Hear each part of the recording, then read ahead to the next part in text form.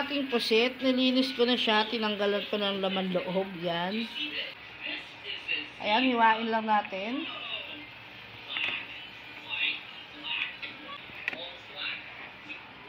Ayan.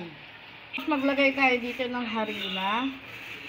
Lagyan natin ng konting cornstarch. Kaya natin nilalagyan ng konting cornstarch para malutong siya at saka hindi. Tapos, lagyan na natin ng mga pampalasa tulad ng ating baking.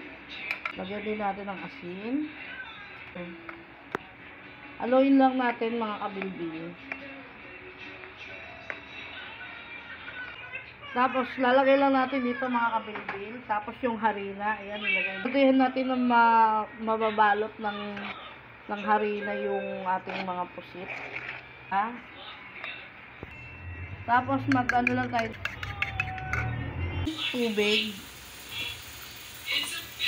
Ayan. Ito ang sikreto para maging malutong yung ating mga piniprito. Pwede din natin gawin to sa iba nating piprito like chicken or mga fish fillet, ganyan. Ito yung ating pusit. Tapos, ilalagay natin siya dito. Ayan, para malutong yung ating calamares. Pwede na natin ilagay yung calamares. Saglit lang natin lulutuin yung ating calamares kasi pag matagal na luluto yan, kumukunat lalo. Ayan, ilagay na natin.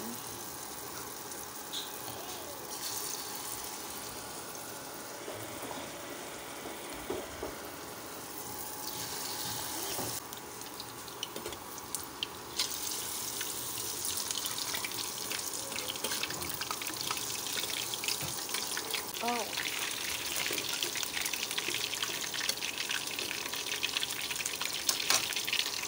Ito na, nakatapos na tayo ng isang round. Then, naglalagay tayo ulit.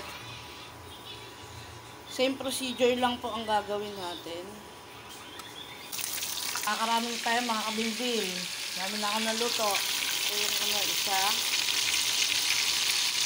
Tuloy-tuloy lang mga kabilbil gagawin natin. Oh. Magsimula dito. Tapos, dito. Ayan, tapos isasalang mo natin doon. Tapos, ito na siya.